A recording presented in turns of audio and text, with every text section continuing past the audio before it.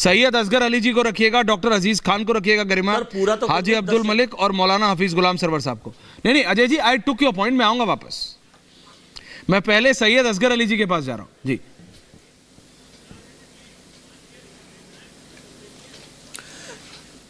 जी sir. जी असगर अली जी, आप इस सबको कैसे देख रहे हैं? आवाज चली गई।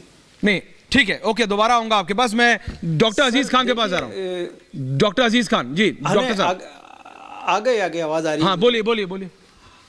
हेलो जी बोलिए बोलिए। आप सुन पा रहे हैं? मैं सुन पा रहा हूँ, बोलिए सर, टाइम मत वेस्ट। Thank you.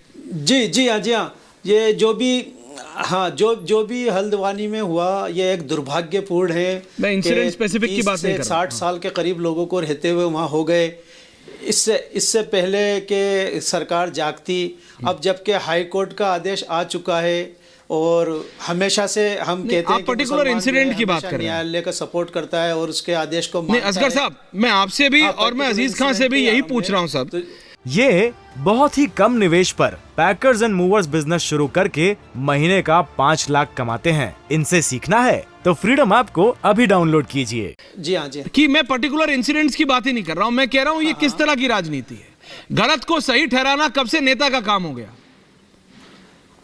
चाहे वो किसी चीज को तोड़ने की बात हो, आगजनी की बात हो, राजनीति में या फिर कब्जे को सही ठहराना कैसे ठीक है, चाहे वो इधर हो या उधर हो, कोई भी राजनेता हो, किसी भी पार्टी का हो, बीजेपी का हो, कांग्रेस का हो, सपा का हो, बसपा का हो, आपका हो, किसी का भी। ऐश्वर्या जी, ये दुर्भाग्यपूर्ण है कि हमारे भारतीय राजनीति में ये सब भारत में ही हो सकता है।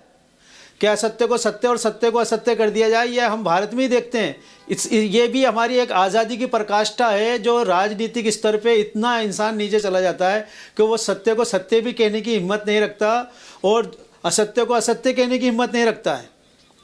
डॉक्टर अजीज खान साहब, कोई चीज गलत हो रही है, किसी भी चीज को डॉक्टर अजीज खान साहब लड़ना होगा। डॉक्टर अजीज खान साहब जी, डॉक्टर साहब कैसे आज समाजवादी पार्टी के कई कार्यकर्ता वहां पहुंचे, मैं पर्टिकुलर इंसिडेंट फिर कह रहा हूं, पर राजनेताओं का काम होता है सही को सही कहना ना। आप सच के साथ खड़े होने की बात करते हैं, सब राजनेता, आपकी अकेले की पार्टी नहीं, तो फिर अल्टीमेटली ऑन ग्राउंड गलत के साथ खड़े क्यों पाए जाते हैं? देखिए, दो बातें हैं ऐश्वर्या जी। आपने कहा सच। जी दादा। सच पर सिर्फ इतना कह सकता हूं कि सच सियासत से अदालत तक बहुत मसरूफ है, और झूठ बोलो, झूठ में अब भी मोहब्बत है बहुत, झूठ में अब भी मोहब्बत है बहुत। एक बात आप जरा समझ लें, बड़ा अहम मसला है। समझ रहा हूं। आप कह रहे साहब आगजनी, तोड़फोड़, मारकाट, हम इसका समर्थन नहीं करते।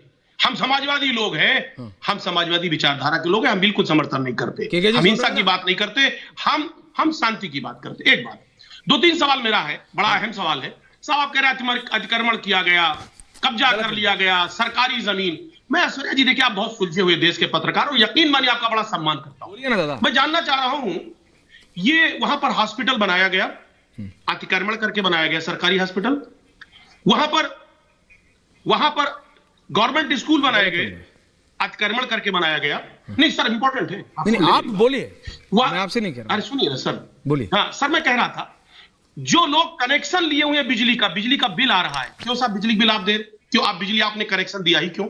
आप वोटर आईडी वहां के लोगों को बनाया क्यों? नगर निगम हाउस टैक्स क्यों ले रहा है?